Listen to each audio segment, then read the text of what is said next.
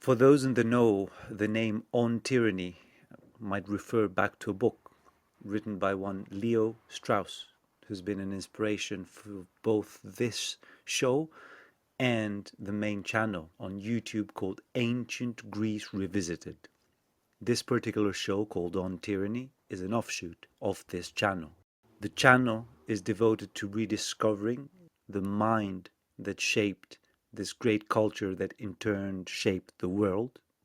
And On Tyranny is the wild cousin that tries to take the philosophy of ancient Greeks for a spin and tries to shed light on exactly what is happening in our days.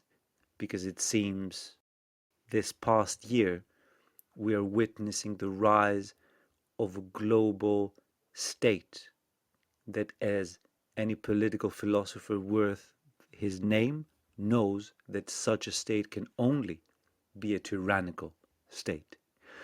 So I have the immense pleasure of introducing you to someone that I'm honored to call a friend and a tutor, Michael Millerman. Michael, welcome to the show. Thanks very much for having me. It's no secret that we've been talking for the past year and that you've enlightened me in a few issues. And I just want to share this enlightenment as much as I can with the rest of the world. How was it bumping into Leo Strauss back in your student years? What was that first experience with this rather obscure figure? Because once you get to know the man and his work, you're wondering how is he not a thing, so to speak, in our public debate. But he's not. You rarely hear his name being discussed. You hear a lot about Jung, Nietzsche. You hear something about Heidegger. You hear a lot about the postmodernist. You hear about Hegel. But for what it's worth, Leo Strauss is largely unknown, which is part of why I wanted to do this show with you. So how did you first come in contact with this man? In my case, it was a remarkable event, a life-changing event that put me on a trajectory I'm still on now. The main discovery of Strauss for me was as follows. I started studying philosophy at the University of Winnipeg in Canada in 2003. And before I stepped into academia, my interest was in mysticism, comparative mysticism, somehow in this mystical experience among the various religious traditions.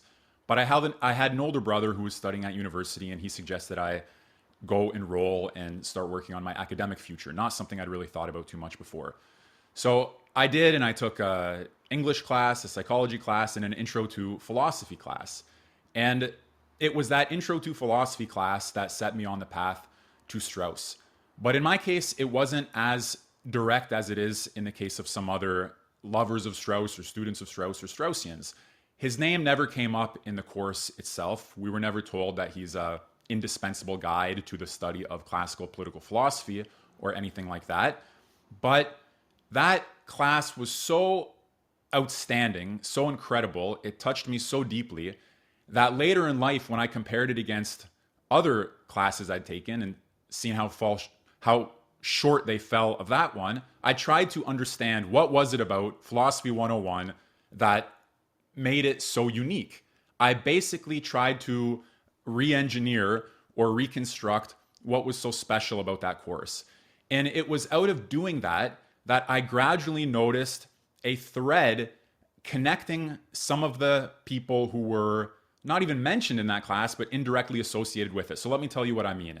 The first book we studied was The Republic of Plato, Plato's Republic, and we used the translation by Alan Bloom. Alan Bloom is a star student of Strauss.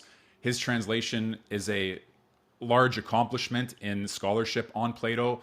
It gave us direct access to Plato's text in a way that other more ideologically slanted translations had not been able to do.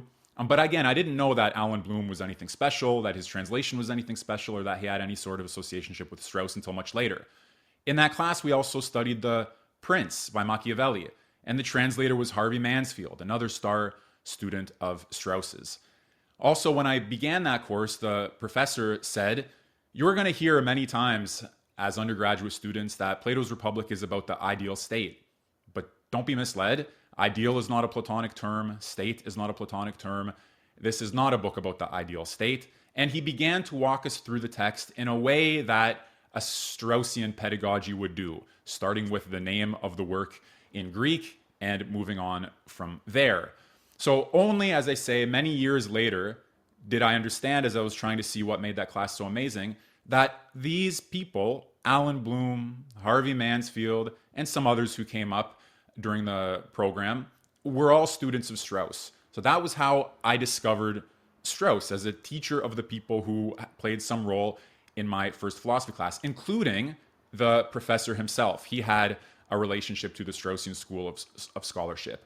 And when that clicked for me, when I put those pieces together and the name Leo Strauss became present to my consciousness in that way, I immersed myself as much as I could in everything of his that I could find. So this was still as an undergraduate in philosophy, now at a different school though.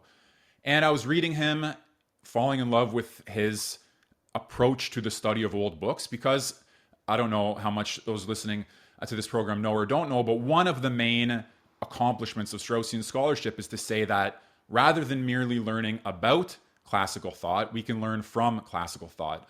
Or stated in another simple way, besides judging the classics as moderns, we can allow the classics to judge us as moderns. They can show us what's missing for us. They may have penetrated more completely into some subject matter than we have, but if we have a progressivist view about these things and say, well, they knew less because they wrote then, and we know more because we write now or think now, then all of that is kept away from us, is blocked from us. So when Strauss opened up for me the possibility of accessing the classical texts, and I'll be honest, not something I like to talk about too much or very often, but the way he addressed some themes in Jewish thought were also pretty important to me.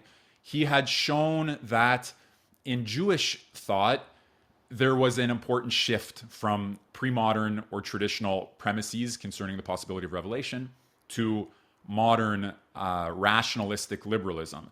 And he just sets it out with such philosophical aptitude that the questions become alive again. So I really immersed myself in his writings at that time.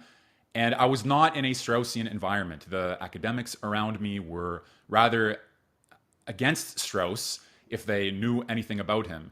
And what they did know about him around these years was that he had something to do, they thought, with neoconservatism, with American imperialism, with lying blood for oil lies that got us into wars with Iraq. That was sort of their impression. In fact, I had professors tell me, Leo Strauss, that guy scares me, or Leo Strauss, you should study somebody more middle of the road if you want to have an academic career.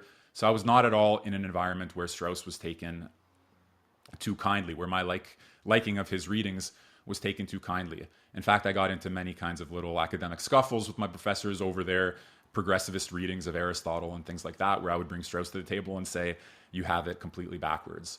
But that's really how I came to know about Strauss, and he's remained an authority for me since then. Wow.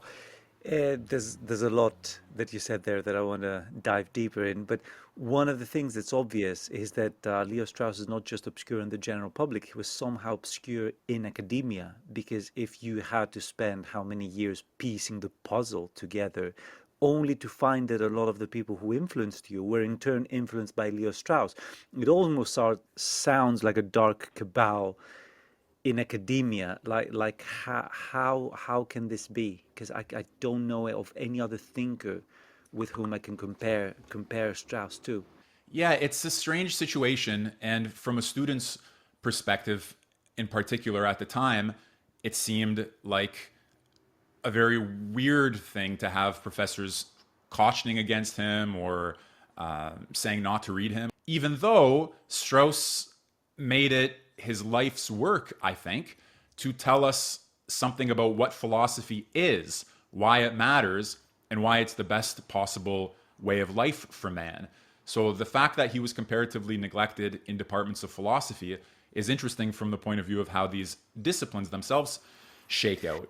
But because of the school, because in a sense he has a school of thought or certain followers or a kind of sectarianism would be maybe too strong, a term without getting into more explanation. But because he has a school of thought and it has this approach to the old books, professors who do not share those political, philosophical inclinations tend to see him as a reactionary, as a, in the worst case scenarios, as a fascist or something like that.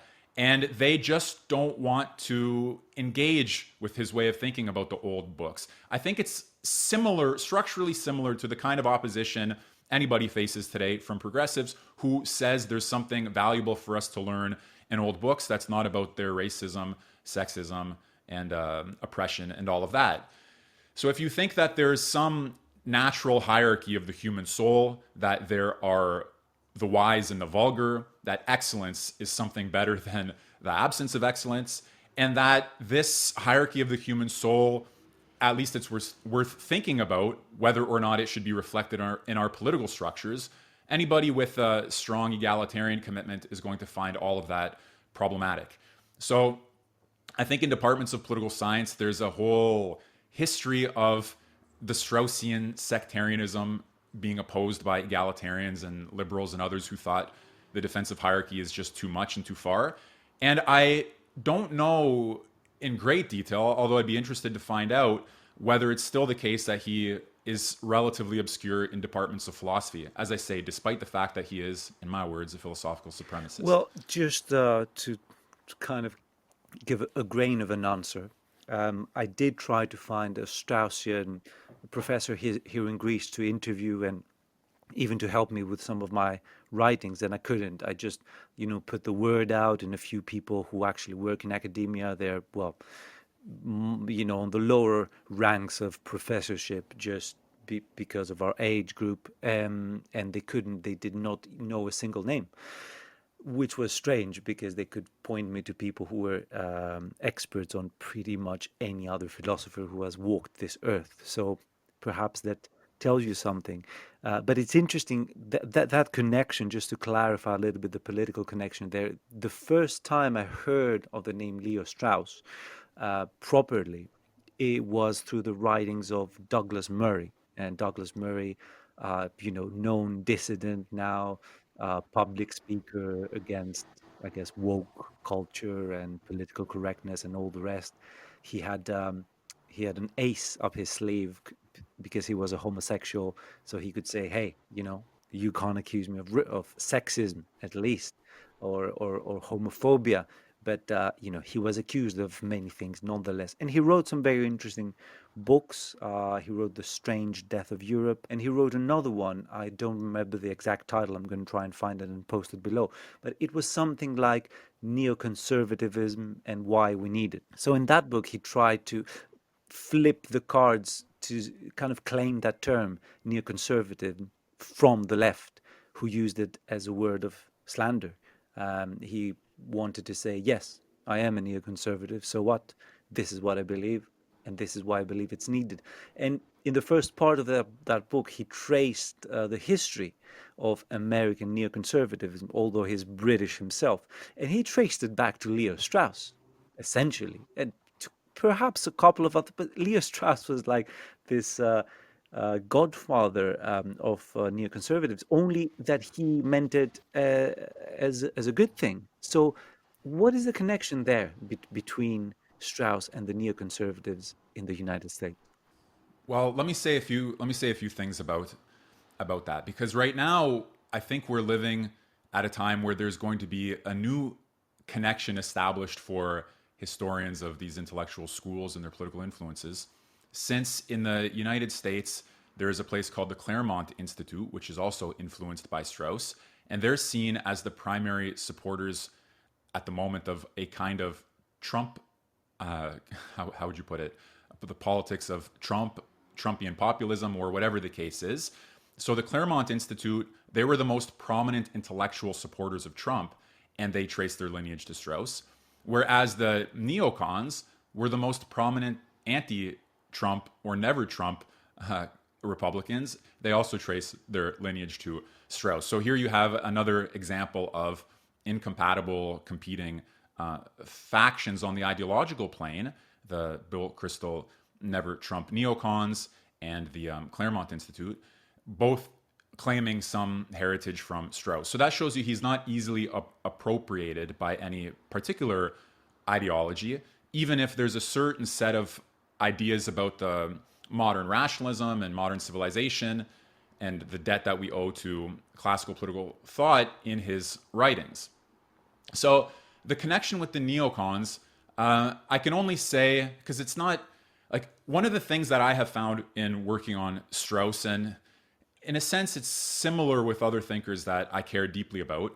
There's one aspect of their thought, which is the effect they've had on their politically minded, ideologically charged students.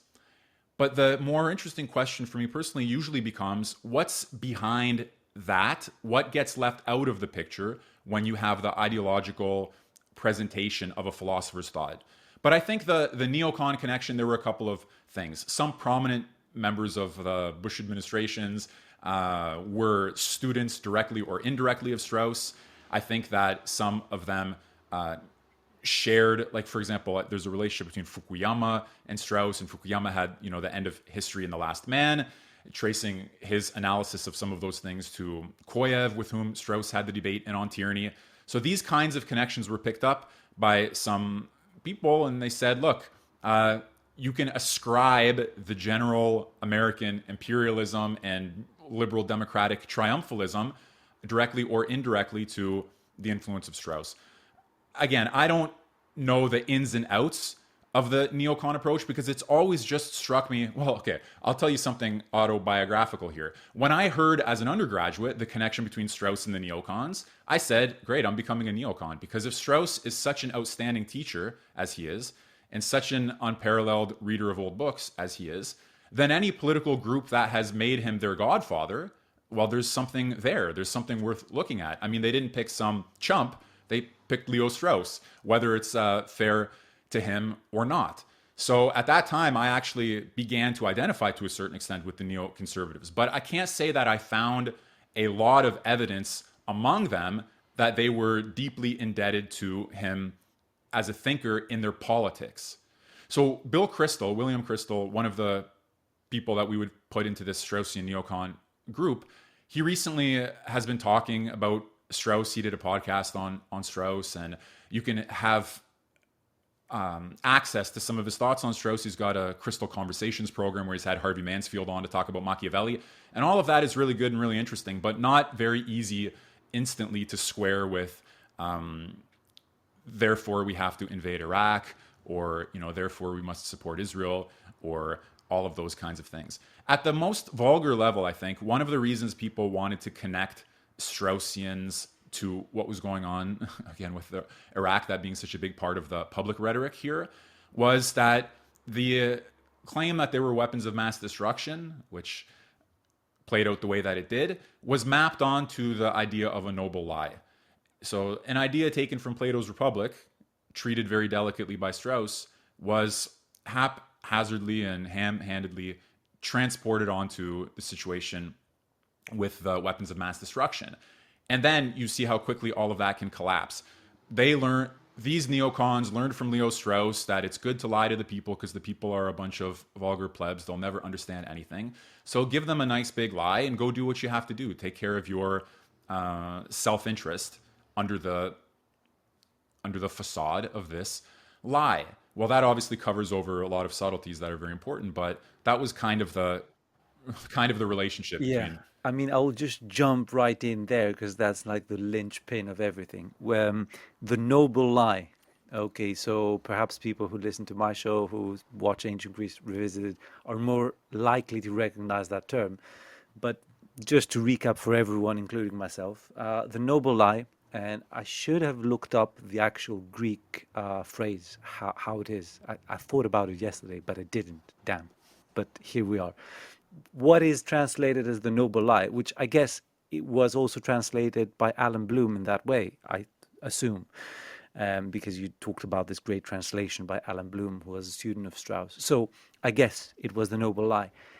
That is an idea. That is a very fascinating idea. I'm just going to recount it here, and because I think it connects a lot of the things that we're talking about. So, in the Republic, Socrates debates, talks with other prominent Athenians. If I remember correctly, they start from Piraeus and they walk up to Athens. Or Yeah, Socrates goes down with Glaucon to the Piraeus to pray and to observe a religious festival, and then when that's all done, he's on his way home. He's stopped and compelled into a conversation. In a yes, nutshell. and just to pick up on this image, that is important because what Strauss teaches us, I think, is to be very, very subtle on every single word and image presented by writers like Plato. So, when I first read The Republic, I did not give any importance to these settings. But I have been informed and enlightened to a certain degree that these things do play a role. And in the symposium, for instance, which is another great dialogue,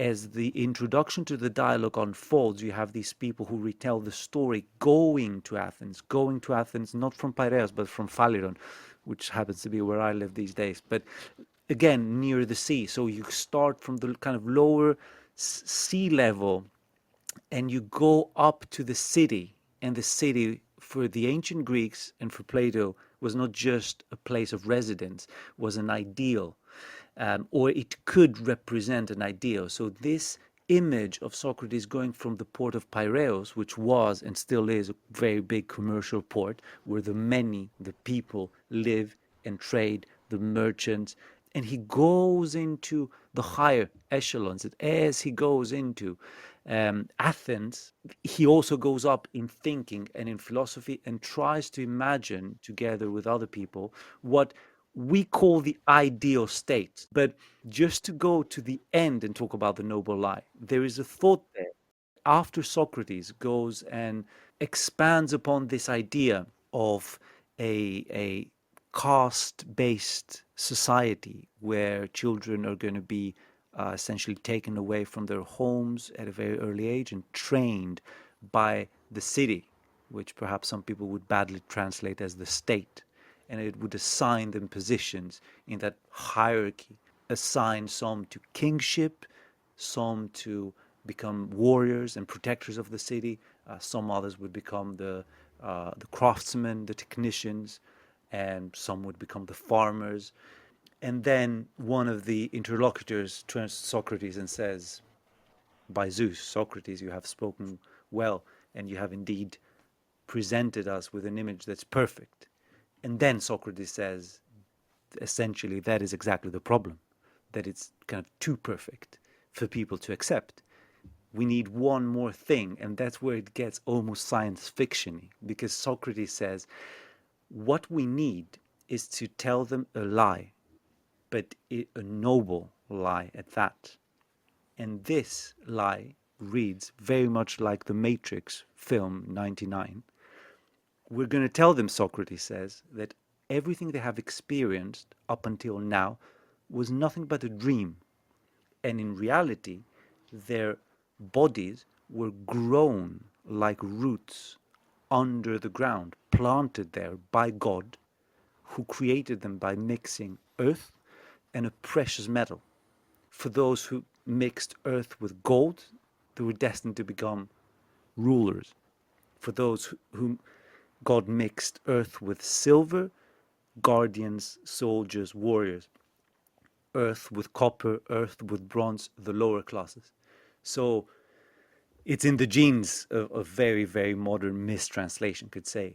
But God had planted, and there's so much there that I would like to unpack, but I'm gonna just finish this tangent by saying that yes, this idea of the noble lie, um, I first heard it actually from Noam Chomsky before even reading it from Plato, because Noam Chomsky published a book back in the day called Necessary Illusions, which is a word play on the noble lie.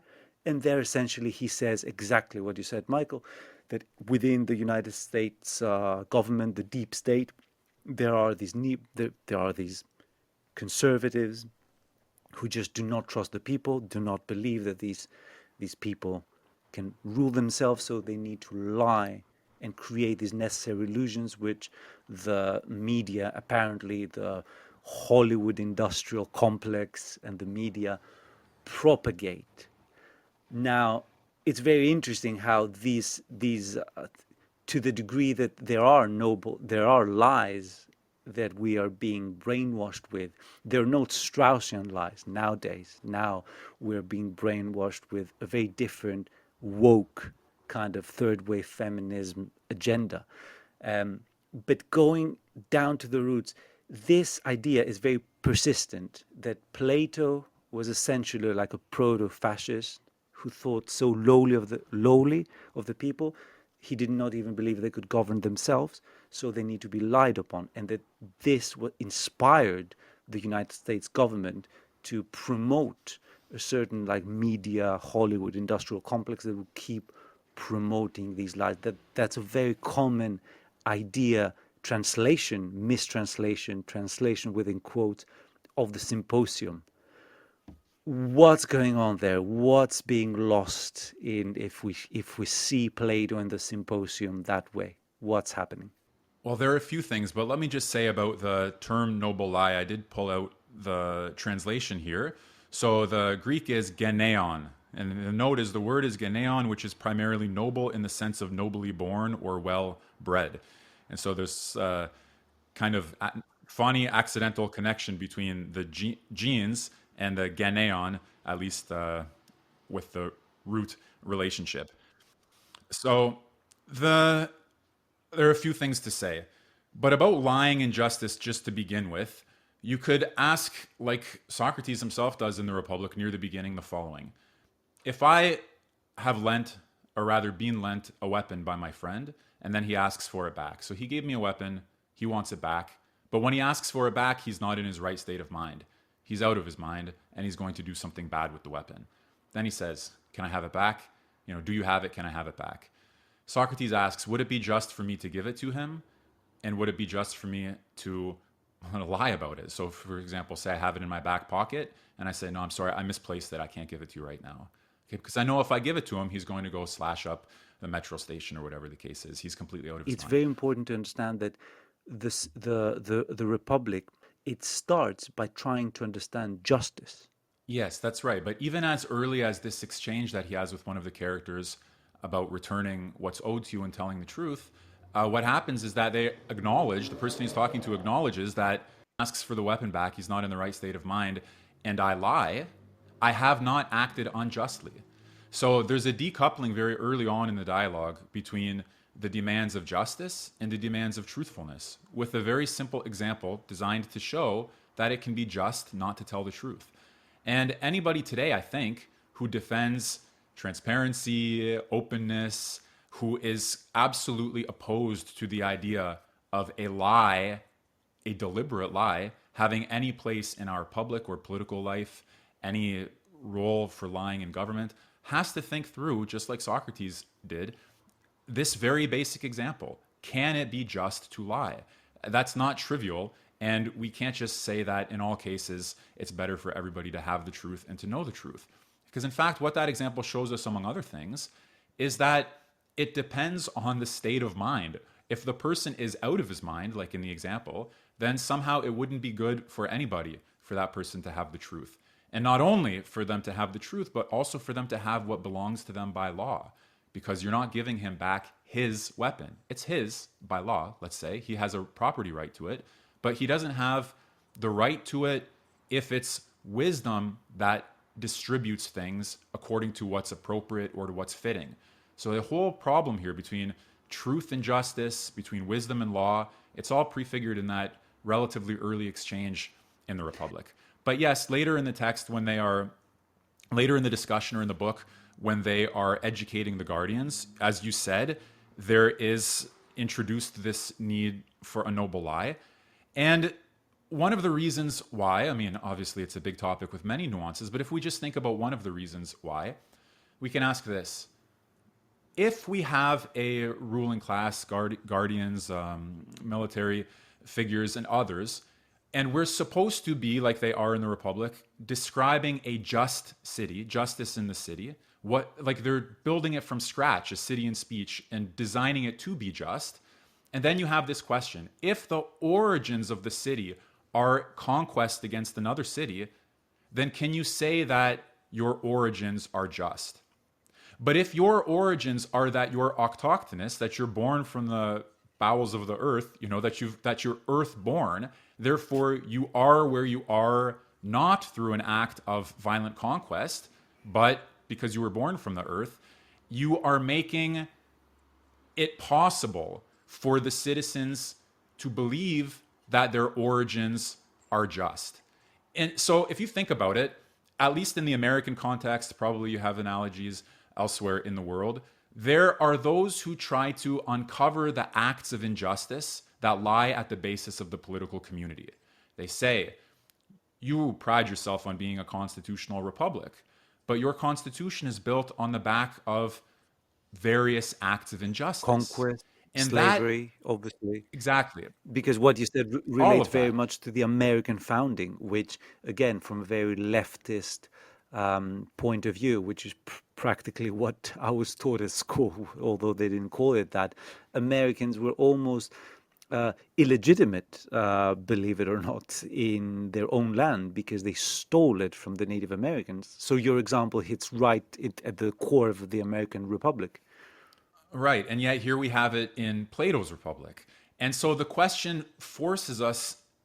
we're forced to think about, what are the conditions of justice in a political community if the origins of all political communities lie in acts of injustice or violence? So, on one hand, if that's the case, on one hand, you could always shine a light on the founding acts of injustice. You could always be talking only about that, bringing to the surface the dirty laundry, so to speak, or the evil deeds that lie at the basis of your political community. But is that more or less compatible with a just community than a noble lie about your origins would be? So if you have those two alternatives, always focusing on the wickedness that lies at the basis of the political community, let's say, versus obscuring it to a certain extent, which of those two models at the end, once you've played them out, is compatible with the greatest amount of justice in the political community? Maybe it requires some forgetting about where we came from or some noble lying about what has happened in order to create the conditions for the most amount of justice that we can hope for in the limited and imperfect world of political life. So there's a big question here about what is a requirement of justice in the political community.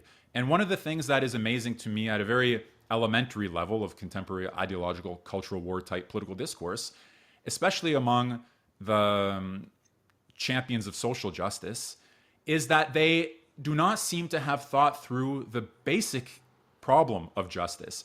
And one other way of saying it is they've never studied the Republic, because that's where we get the starkest presentation of the basic problem of justice, the relationship between the common good and one's own good, and all of these other issues that we're forced to think about.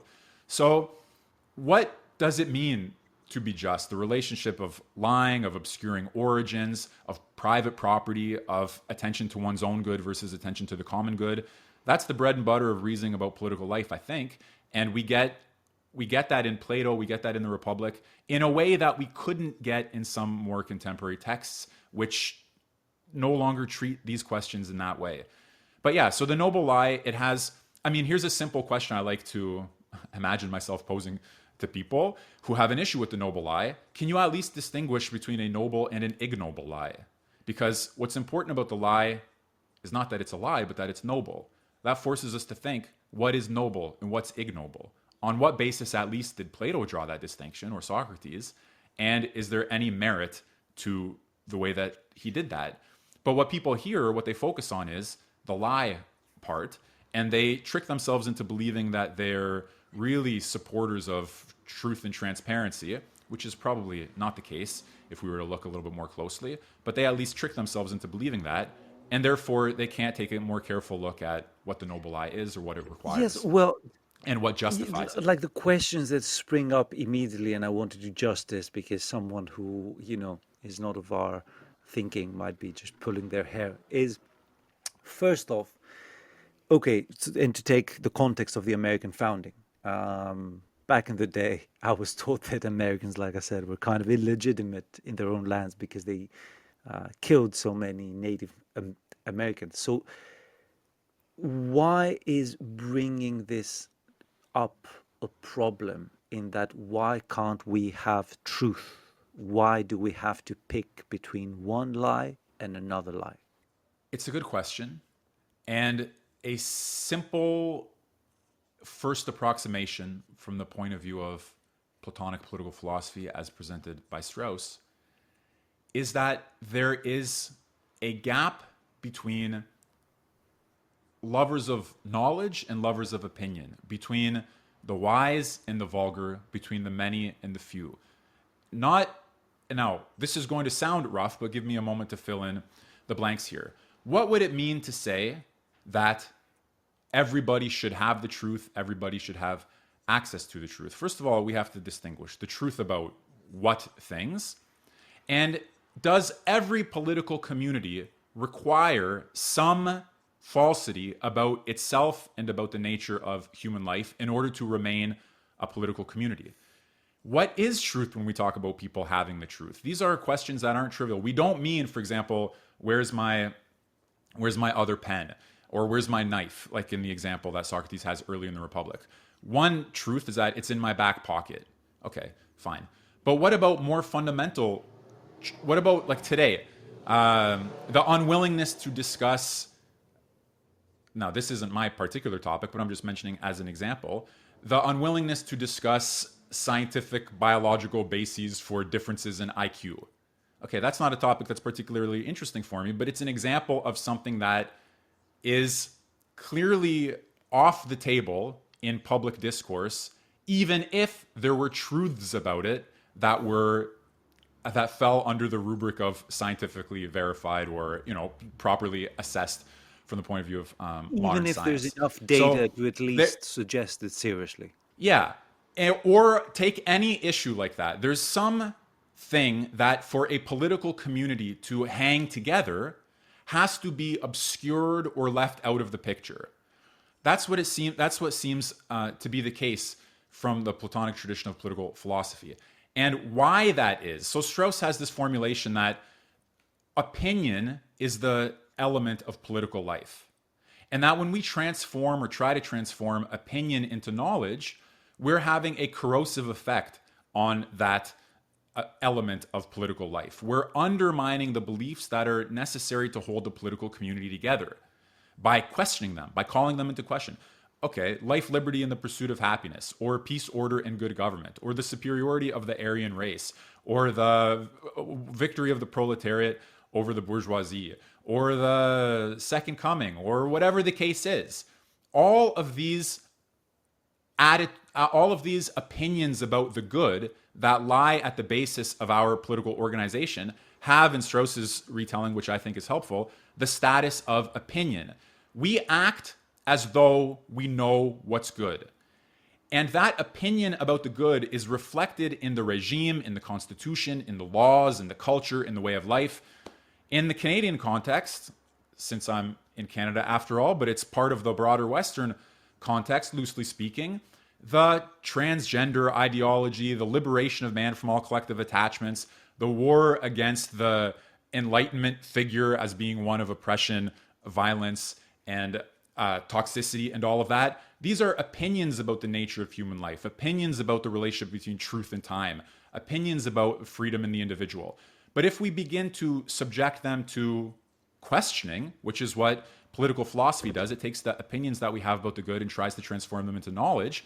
The effect is gradually undermining the opinions that are necessary to hold the political community together. And Strauss and his school, they traced, to a certain extent, and I think successfully, the Enlightenment project that declared war on opinion under the name war on prejudices. And by failing to recognize what prejudices are and their necessity in political life, their necessity because of their naturalness in some sense, human nature is such that we tend to live in the realm of opinion rather than in the realm of knowledge. The war against prejudices ends up having a sort of nihilistic effect because it leaves people without points of reference to aim toward with stable standards of knowledge, having, like I said, a corrosive, acidic effect on the fabric of social and political life. So I think it's easy to begin with the idea that we're all mature, we're all adults, We should all use our own judgment. We should not have gatekeepers standing in the way of our access to information and to knowledge. We should have it, we should assess it, and we should decide concerning it.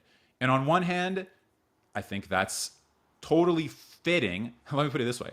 That's a totally fitting belief for someone to have who has grown up and inherited the dogmas of modern rationality and the possibility of political enlightenment.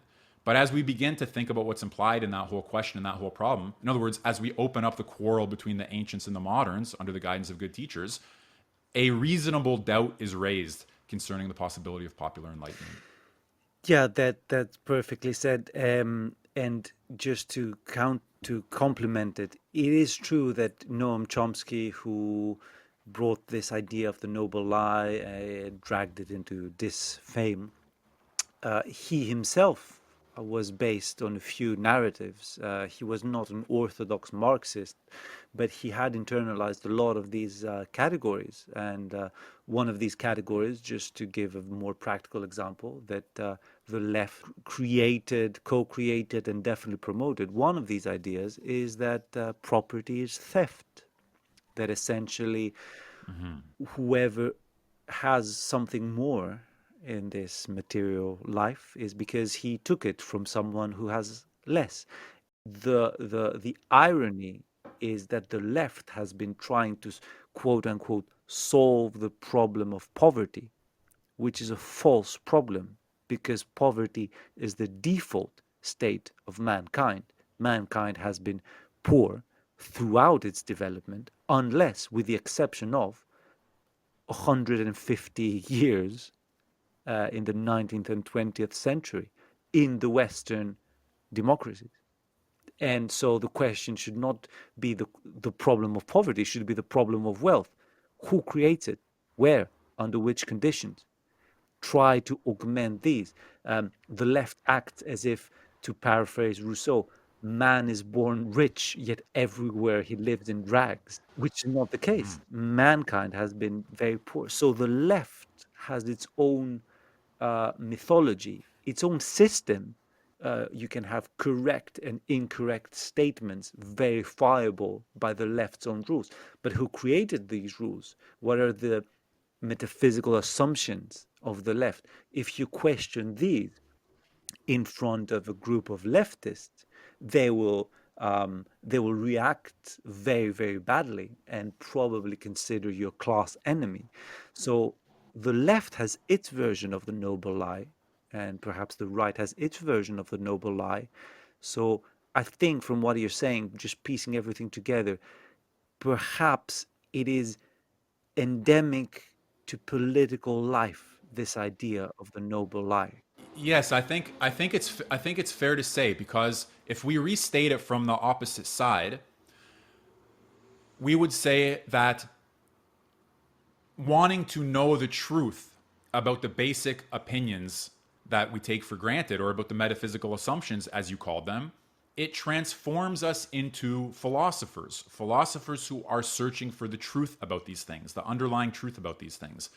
But it's almost as though Janus faced part of us, the one that can have an inquiry into knowledge, faces in one direction, but that face of ours that is turned towards political life is always somehow turned away from knowledge. And it's either one or the other. The whole problem of Straussian and Platonic political philosophy is how to find a moderate compromise between that directedness toward political life that requires the assumption, or the assumption of certain presuppositions that are not allowed to be called into question on one hand, and that act of great human dignity and freedom called thinking, which must call those assumptions into question on the other hand. We don't want a situation where the two are pulled apart, because we don't want a situation where man is split and where the best part of ourselves is left out of our politics. We don't want a blind political life or somehow an amputated philosophical life. So is it possible to combine the way of life that inquires into what's good for man and what's true with the requirements of decent and moderate political association? That, in a sense, I think in a nutshell, is the whole problem of Straussian political philosophy, or Platonic political philosophy. And I just want to add about having these metaphysical assumptions on the left, and if you were to begin to ask about them, you would possibly be called an enemy rather than a friend or a neutral inquirer. I think that's true not only on the left. I think all political orientations have their own metaphysical assumptions or their own axioms. And the most interesting question, if we look at it through Strauss's teaching or through his eyes, so to speak, is what happens to that whole picture when we take this leap of calling the assumptions into question, not necessarily on the basis of a competing set of assumptions, but because in other words, we're not moving horizontally from metaphysical assumption A to metaphysical assumption B, from ideology A to ideology B. That's a lateral move. Yeah, there's something in that as well, and that can be important under certain political circumstances, doubtlessly. But what happens when we make the vertical leap from the realm of assumption to the realm of inquiry, from the limit or horizon of the political to the broad expanse of the philosophical? And that's just where Strauss does all of his most incredible work. And let me just say one more thing about that really briefly. One of the reasons why I think he's helpful and in the old books are helpful as well. So about poverty and wealth, if you take a work like The Laws of Plato, where a Athenian stranger speaks to two old Greeks, a Spartan and a Cretan, about their law, the origin of their law, whether their lawgiver was a god or a man. That's the very first sentence of the work. He asks, who do you say gave you your laws, a man or a god? Amazing opening question. Well, in the course of that work, where they actually get into the act of legislating for a colony, they set out a law that there's a limit to the wealth you can have, an upper and a lower limit, because excessive poverty and excessive wealth are both destructive of a political community. That's interesting. That's something worth thinking about, and we get access to that idea through Plato's laws. Or like Strauss does when he looks at the history of political thought, Strauss asks the question as he links thinker to thinker, Plato, Aristotle, Machiavelli, Hobbes, Locke, Rousseau, down to Nietzsche. He says, how in the history of political philosophy did we get to the stage where man's acquisitiveness was liberated and considered good, if classically the unbounded, unlimited desire for wealth and accumulation was considered less good than a life of honor and less good than a life of wisdom? How, at the onset of modernity, did we get to the point where comfortable self-preservation, the use of natural philosophy or science for our commodious living, for our safe and secure living, and this idea that the businessman, the entrepreneur, and the wealthy man is good, what sort of transformations had to happen in our political philosophy, in our moral thinking, for that to be the case? And it's not trivial. It's not super easy to see. He has a full account of how, for the classics, we orient our political life by man's end, by his perfection, by his excellence, which is acts of intellect contemplating the highest intelligibles. But in Strauss's retelling, when we get to Machiavelli, there's a deliberate lowering of the standard in order to make it more easy to achieve. So rather than taking our bearings by man's perfection, we take a step down and begin to rely on man's self-interest. In Machiavelli, fundamentally, man's self-interest in glory. And he appeals, therefore, to the founders who can have the glory of founding a lasting regime. But if you go a step further in Strauss's retelling, he says that Hobbes introduces, again, no longer man's excellence, certainly no longer his acts of intellection, but rather not what we're aiming at, intellectual perfection, but what we're trying to get away from, scarcity, danger, and death. And suddenly we know what we're getting away from, but we no longer know what we're trying to get to. And when Strauss analyzes that, especially when he gets to this idea of wealth, accumulation, property, and all of that in his analysis of Locke, he says a life lived according to those quote-unquote metaphysical assumptions ends up being the joyless quest for joy, because it never reaches its resting place. It has no terminus. It's more and more and more without ever finding its fulfillment or its telos. So suddenly it's like, wow, there's a lot there that helps us to think about where we are, where we've been, where we might go next. And if there's something to that analysis, to its nihilism, to its emptiness, to its triviality, to its lack of seriousness, then maybe what we need to recover is an older view that once again sees us as having a nature, having a rank in our soul, and having an excellence that we must strive to realize as the terminus of a good and happy life. Well, we're far from that now, needless to say. And instead, we have almost its polar opposite, with the idea that excellence itself is a crime. The more mediocre, unnatural, and flagrantly and flamboyantly freakish you are, the better. And when you place that into the history of political philosophy, it begins to make some sense, but you also begin to have a longing for what we lost. Yes, there's definitely a lot there. And just to cap it off, there's not just this, but there's as of the pandemic, whether one puts it inside or outside of quotes, we have almost like the realm of self-preservation. In other words, the only value, if you can call it that, left standing in the past year is self-preservation. Just keep that body running, despite how much you need to sacrifice. All your civic liberty, fine, throw them in the fire. Doesn't matter. Perhaps you'll get them tomorrow. Just keep that body pumping. We have reached a terrible state, dare I say, of extreme self-preservation without any other value. Well, yes, I mean, all of those rights were trampled on during the pandemic. In some places, that's still the case, that they are being trampled on. And it really calls into question the defenders of rights. I know you've had conversations along these lines in recent shows. Everybody who has made themselves a civil rights champion but has stayed, how could you put it, embarrassingly quiet during a time when civil rights were being trampled, rights of association, rights of speech, rights of worship. It's an incredible feature of our coronavirus pandemic that happened. And it's definitely something to think through and think about. Something that I found very interesting just in the Republic when I was reading it during everything that was going on is that in Socrates, early on in the conversation too, he discusses two doctors, Asclepius and Herodicus, and two approaches that they had to medicine and to treating the sick.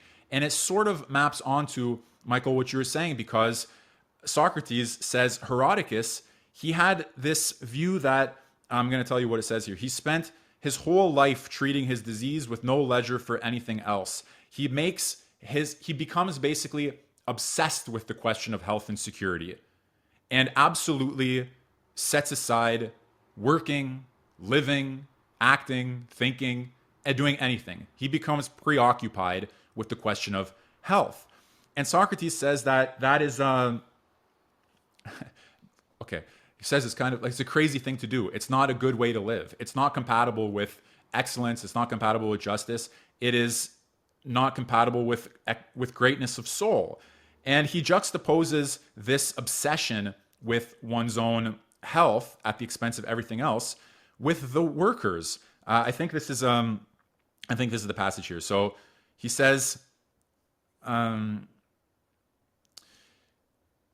okay, I won't read the passage, but the basic idea is people want to work, people want to live, and people want to be free. They don't want to be obsessed with their health. Although you might say, naturally, looking at what has happened over the last year and a half, some people do want to be obsessed with their health. They don't want to work. They don't want to think about anything else. They don't want to be free.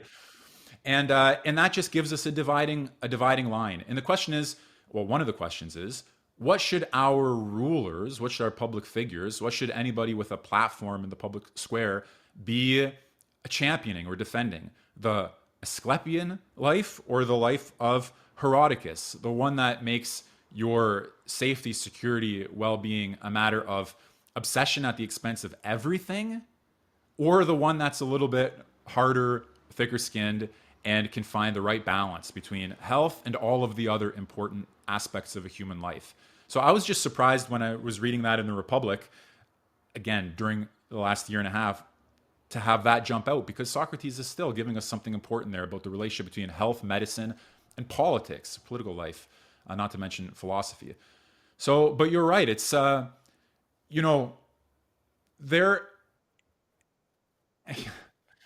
Yeah, look, I have to say, getting out of Strauss to a certain extent, getting out of Plato to a certain extent, which is this. There is now, I don't want to say more than ever, but now very obviously, very starkly, there for everybody to see, constant lying in the public sphere about health, about the geopolitics of the Wuhan lab, about what happened on January 6th in the United States, and so on down the line. Constant, constant, constant lying. Now you say, well, how could you be concerned about constant lying if you just defended Plato's noble lie? Okay, I can imagine somebody saying that. Didn't we ourselves just say there must be lies in politics? So, what right do we have to point to the many lies that we see around us and have any sort of issue with them?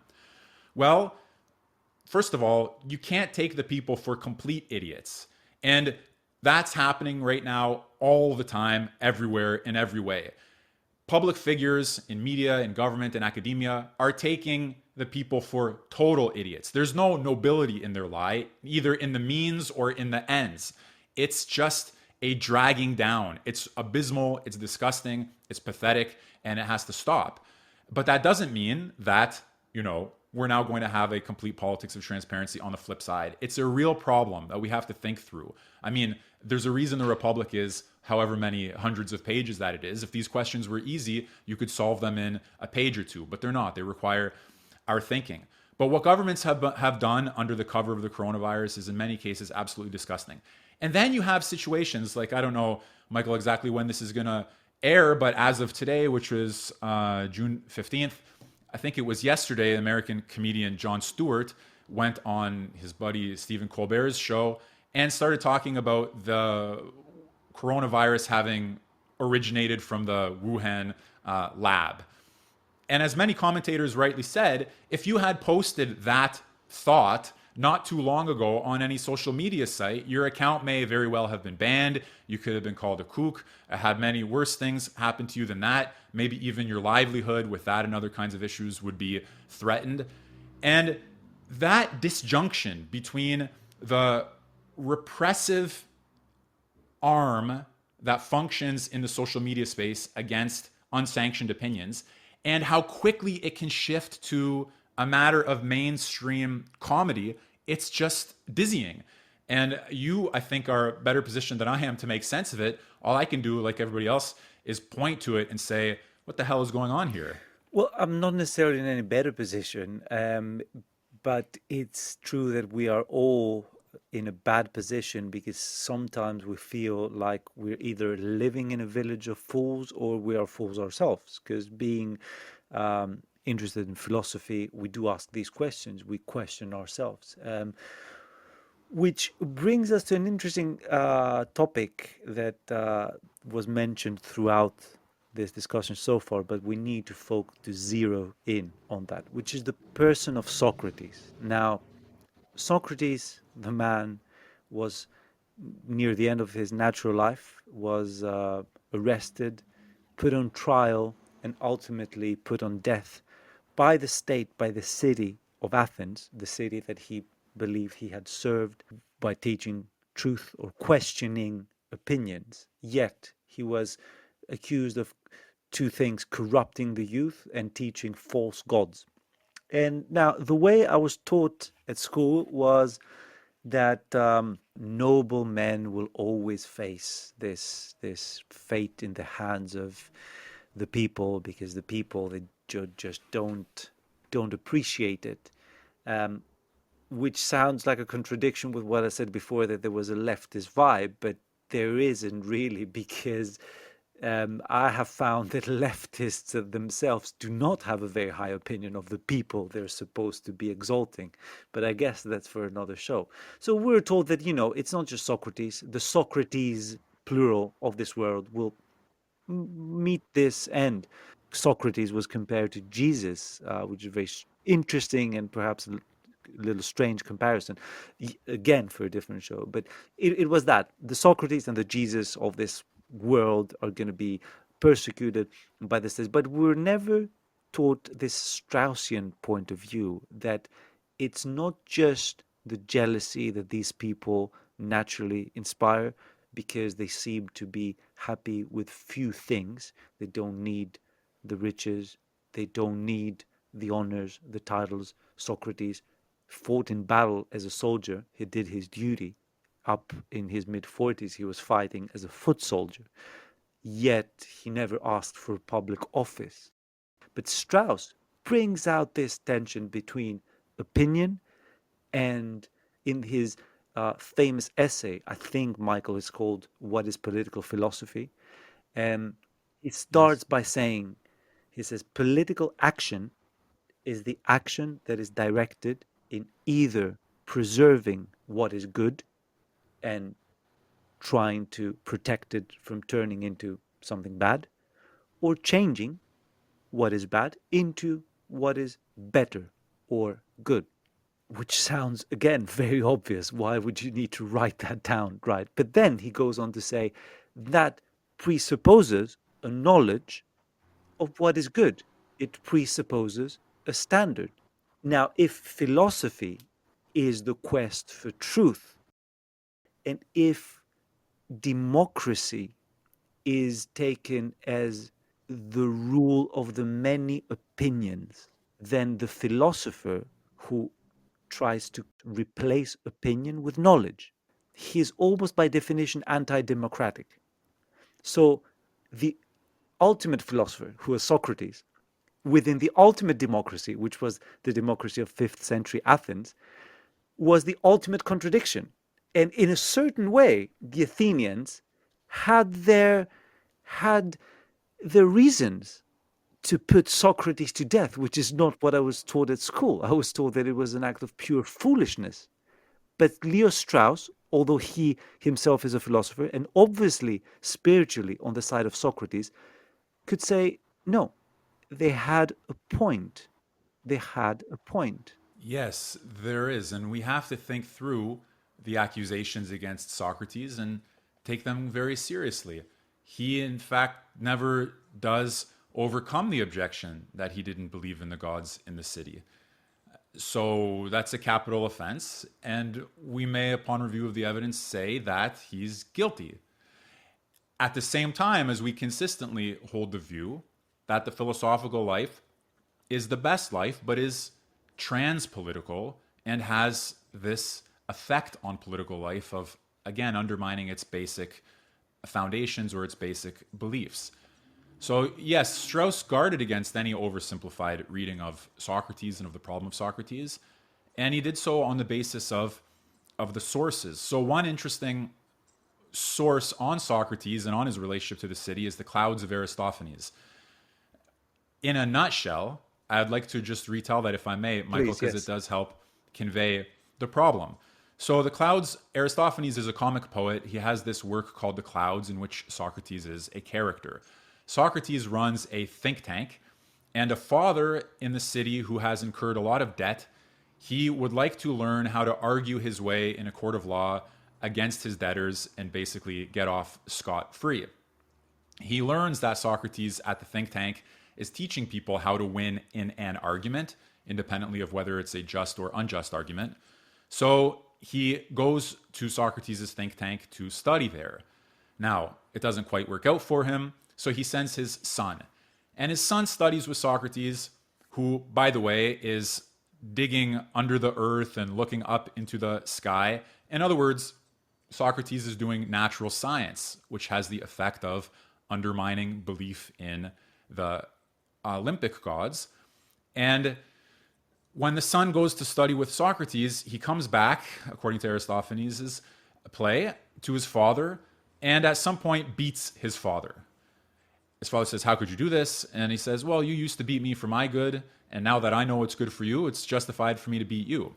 In other words, there's an inversion of the natural traditional paternal order of the sons against the fathers. Or you might see it this way: Socrates has corrupted the youth. He's corrupted the youth who now, on the basis of dialectical reasoning, takes aim at the ancestral or at the paternal. So the father does not take too kindly to this turn of events. Yeah, and that is I can very hold off on yeah the that is conclusion. very important, um, to remember that it wasn't just the people of Athens who thought that Socrates was corrupting the youth.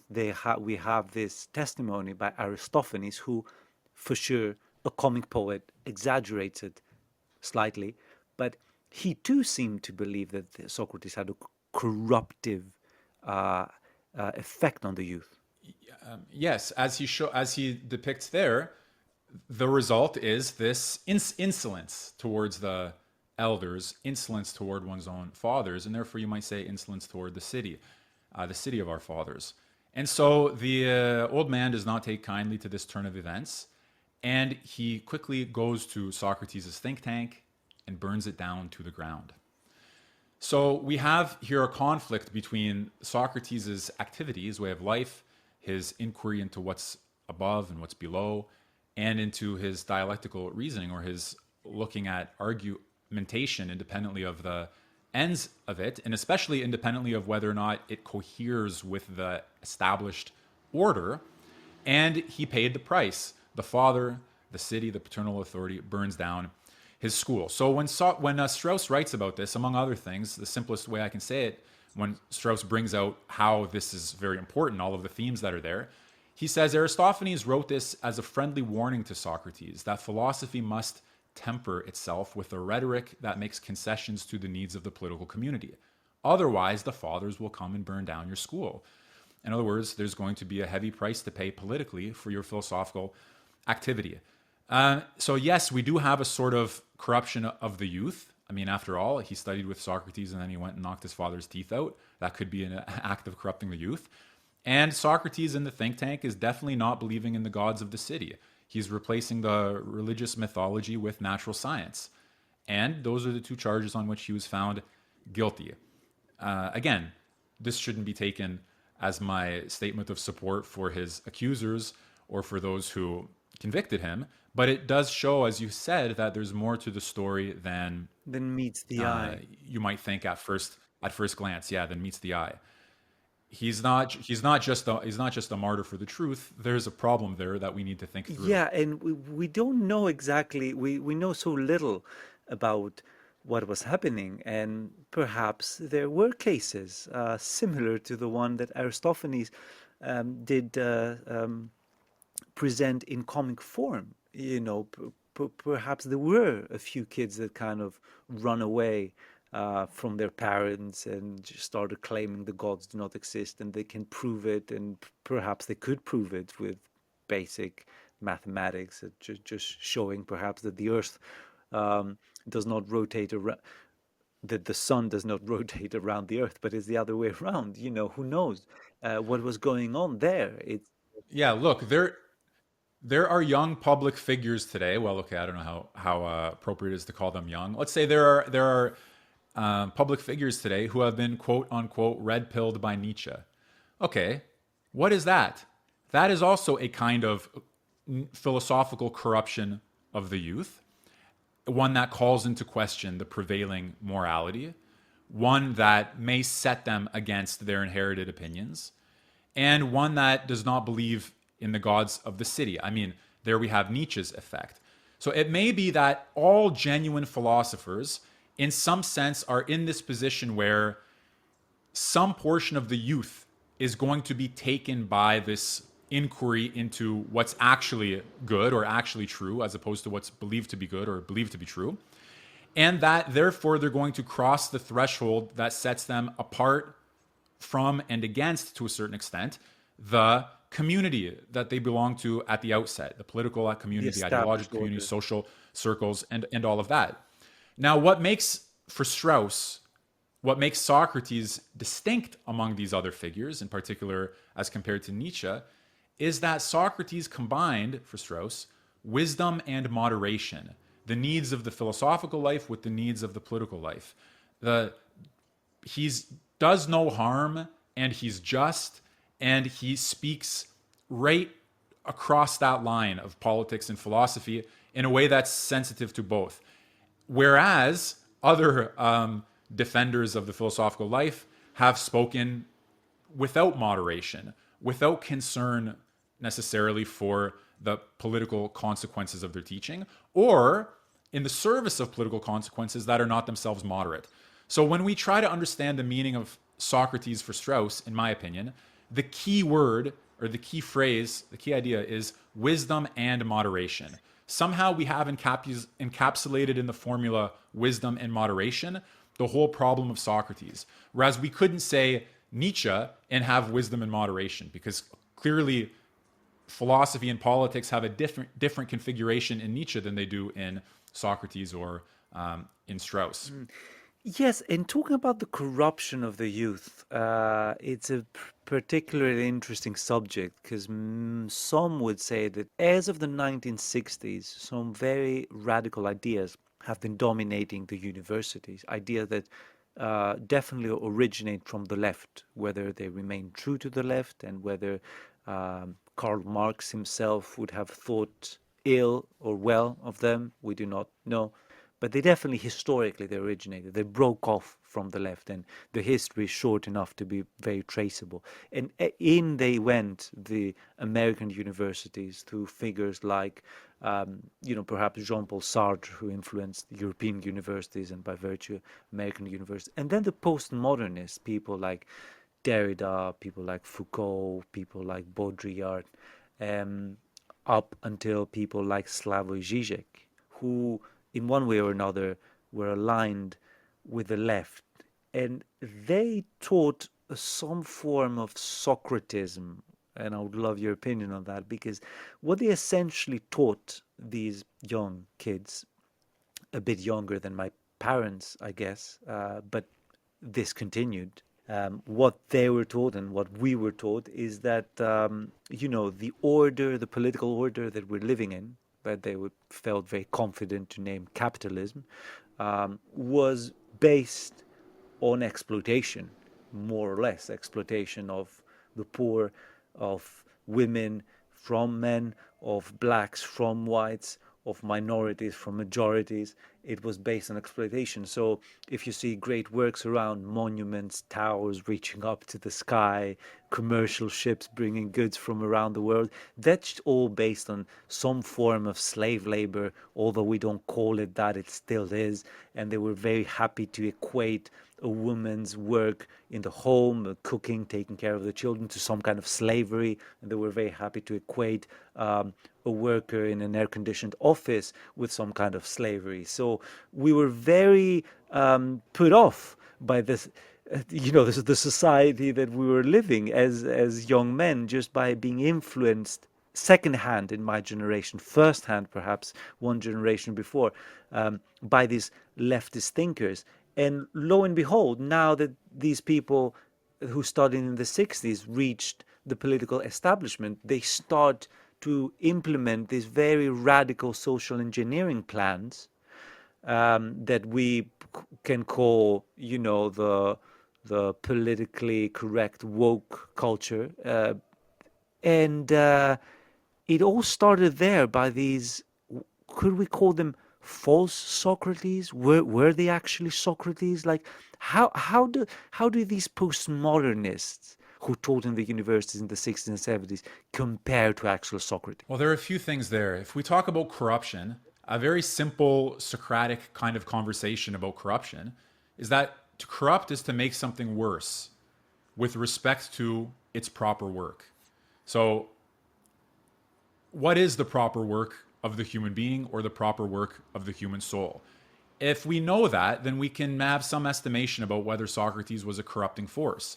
What he says in his own defense, I think rightfully so, paraphrasing it here, is that in having conversations about justice with people, conversations about the virtues, and conversations about what it is to live well, and making that his primary theme, he was helping guide us toward doing our proper work well, towards living a life that is in accordance with ourselves understood, with the virtues and with a good life. So, in other words, he didn't make people worse with respect to the work of their soul. He didn't make them worse leaders, worse rulers, worse friends, worse in conversation. If anything, he made them better. And if they became worse, it wasn't because of him. He wasn't a teacher of injustice. So when we begin to think about corruption, we have to think, what does it mean to corrupt something? What's implied? And can we go down to that level? Well, Derrida and some of these other thinkers, they have a different starting point. Okay, it actually gets a little bit complicated, I think. And I want to answer your question in a variety of different ways. First of all, the criticism of exploitation, of capitalism, of consumerism, or in short, of bourgeois type values, it comes from not only the left, but also from the right. And the left thinkers appropriated some of the right thinkers. And that becomes an interesting twist because no Heidegger, no Derrida, and even Zizek says he started off as a Heideggerian. So you have these two wings, let's say, the left and the right wing, with their criticism of the bourgeois morality. And we need to trace the way that all of that played out, the interrelationship between the right and left-wing anti-liberalism, and compare it with classical political rationalism or with Socrates and Platonic political philosophy. Moderation, as I say, will be a big thing there because it doesn't come across as clearly in Derrida and in Zizek that you must have, in my view at least, that you must find the right balance between philosophy understood as a way of life and the needs of the political community.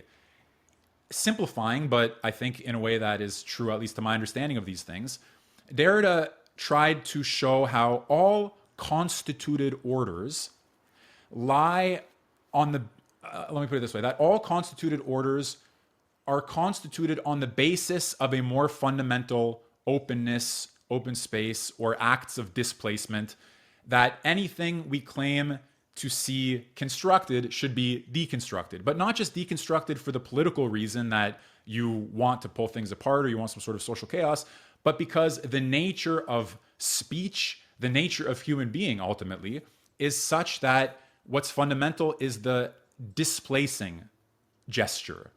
That whatever is placed or put or constituted is secondary with respect to the act of What did he displacement, let's mean say. by And so displacement? Because I want to clarify some of these terms because Derrida has always been very difficult for me. So what does he mean by displacement? he is very difficult. Well, okay, I'm using the word displacement to try to convey that it's the best way I know how to do is through all kinds of images. Let's say I have a blank sheet of paper and I make a mark on the paper. So I can turn my attention to the mark that I made on the paper, or I can turn my attention to what was there in the first place and to the difference that makes the mark possible. So before there's something present, before there's something constituted, before there is something that stands in place, there are all of these operations, and he has various synonyms for them, I would say. Difference, displacement, in my word, and various other synonyms that come out of reading Derrida. They're all getting at, simplifying again, they're all getting at the dimension that there's this underlying non-unity, underlying non-togetherness, underlying non-constructedness. That's where we have to place our attention. So it's, for example, it denaturalizes, deconstitutes, deconstructs, but it doesn't do so after the fact. It's always already operating in the background before any act of naturalization, conceptualization, essentialization, constitution, and so on. So it's a behind the scenes, always already there, running in the background, act of displacement. Yeah, just to throw an example there, if I understand it correctly, which might help listeners. So let's say I walk around the city and I see a little park, and this park is presented in a way as a little oasis in what in most metropolitan cities is a sea of concrete. But I guess there's another way of seeing it. It's seeing that is the original land. It's not something placed there out of context, just to contrast with what's around. It was there all along, and it's the city that grew from all sides to encircle it, so to speak. So yeah, but I have to add I want to add something here that I think is going to help add a Derridian twist.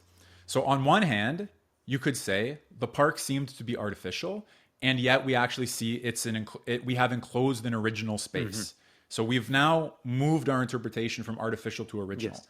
But one of the, I think, important nuances in Derrida, as I'll state it for the purposes of our conversation, there is nothing properly speaking original. Even what appears to us after this act as original, the park, we only get its doubled or duplicated or repetition because it's artificially natural. It was there first, but we never get it the way that it was there first. We always get the enclosed version of it.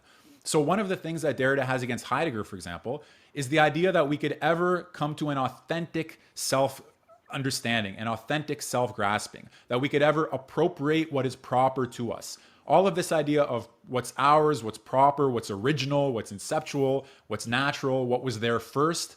In Derrida, you never have access to all of that, to what was there first. You always have its duplication, its redoubling, its translation, and its trace or the memory of it. And so that's something else that he wants to bring to light, which has both a philosophical and a political resonance to it. Every desire to reappropriate what's original is misleading because you only ever have, like I said, in some sense, the copy of the original. And in his view, that's built into writing, it's built into speaking, it's built into discourse, into listening. So there it is not easy to grasp in all of that sense, but I just wanted to add that, because if we merely left it at the view that the park, even though it first seems artificial, then it seems original, yes, but we have to add even the original is not original. There's no access to the origin. Because You it see, was so not a that's the park. kind of thinking Yeah, along the lines that Derrida has. yeah, and yet for a species that on a more vulgar level, perhaps I'm going to speak like a layman here, not like a high philosopher like Derrida, for a species that's in a perpetual quest for authenticity and for meaning, these teachings that there's ultimately no meaning and no authenticity must have had a nihilistic and corrosive effect. And indeed, they seem to have had, because in a way, the intellectual atmosphere that came out of these is not one of virtue and striving for greatness. Is one, it's kind of like what they were accusing Socrates, a constant chatter, regurgitating ideas and concepts while the world seems to be sinking, really. So there does seem to be something dark there and something corrosive. Yeah, at a popular level. So if we take it down from the natural sunlight of philosophy into the cave of political life, and we say, how does a teaching like Derrida's get implemented or reproduced by non-philosophers, by public intellectuals, teachers, activists, young readers, and all of that? Well, it becomes a very easy way to say that nothing is what it seems to be. Everything can be unpacked. Okay, you're talking about being a good man. Well, don't you know that goodness and masculinity are constructs that are built on the basis of something other than themselves, that they're not natural, that there's no such thing as a good man, that those are social constructs. They probably represent a history of exclusionary acts of violence and oppression. And suddenly you have this terminology, this logical weapon that you can wield against every pillar and bedrock of social and communal life, because suddenly everything becomes a matter of these are exclusions, these are oppressions.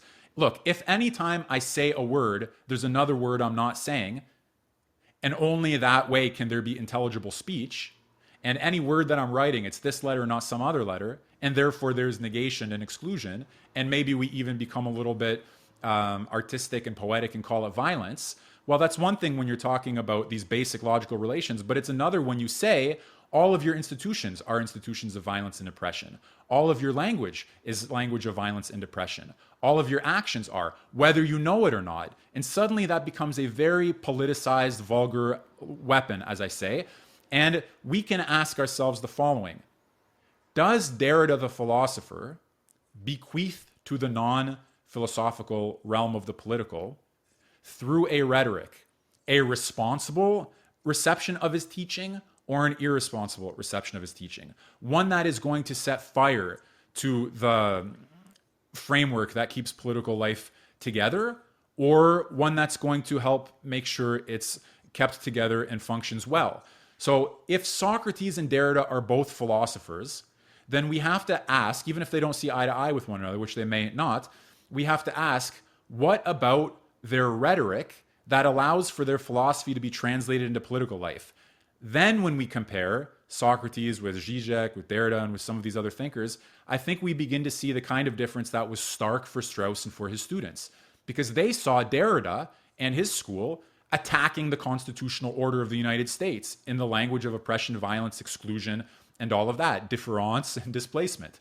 Whereas, as a rule, the school that followed from Strauss, they saw the benefits of a decent constitutional order. And even though they cast into question some of the basic opinions of the American founding, they didn't do so with such a acidic public rhetoric that openly attacked all constitutional law as illegitimate.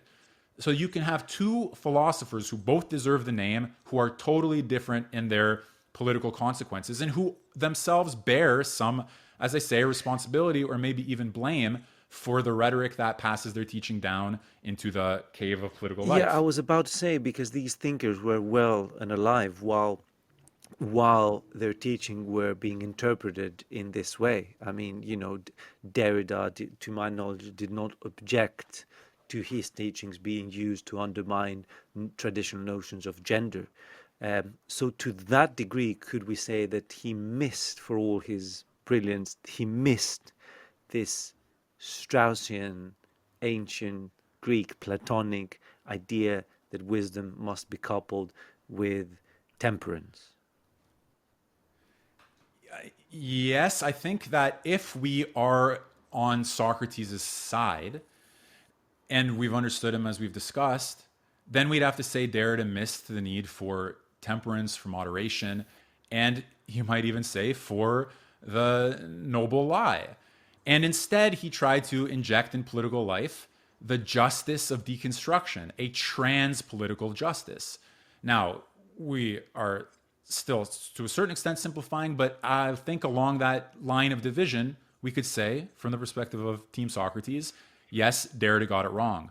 But we also need to be willing to consider this opposition.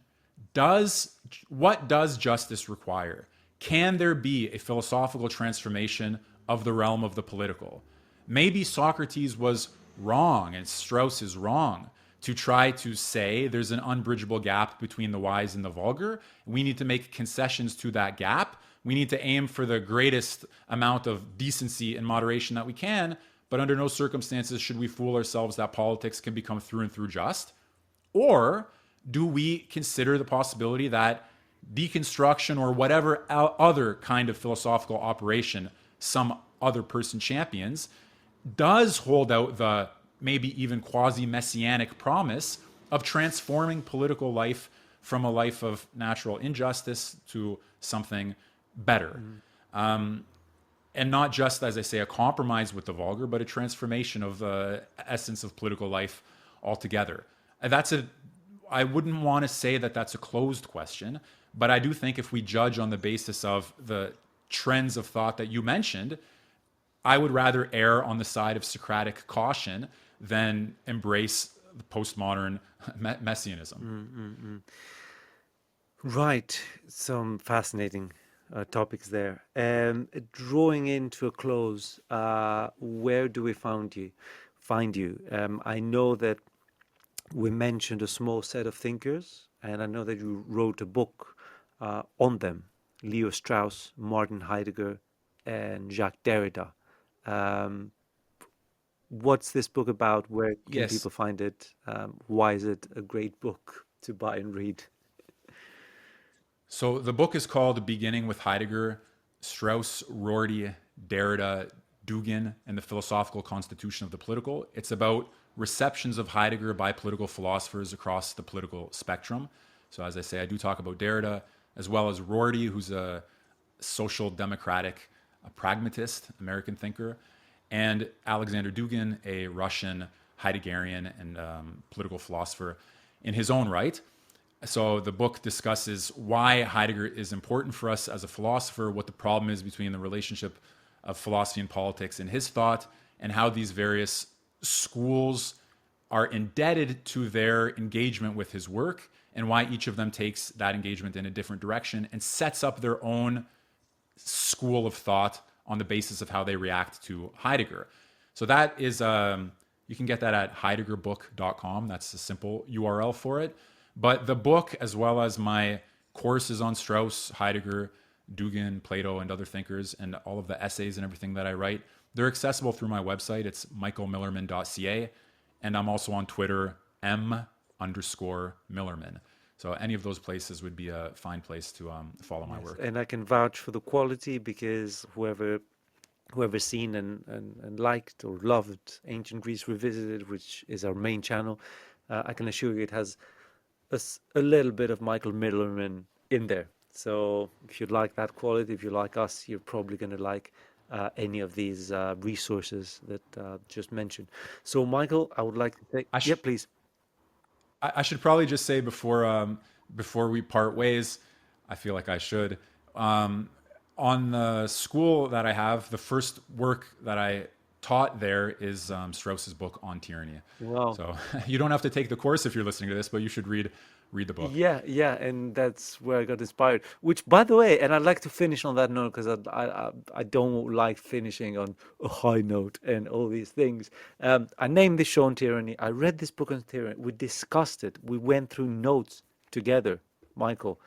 You helped me to a certain degree, and I still don't understand it, and I'd like to leave it there for another. I know I mentioned Douglas Murray and his book that introduced me to Leo Strauss. And Douglas Murray had this brief summary, like half a paragraph, of what On Tyranny was, and that's when I bought the book. And I first like had a glimpse, and it is not what Douglas Murray says. It is still a mystery to me what this book ultimately means. Yet I have named this show On Tyranny because there's something there to be discovered.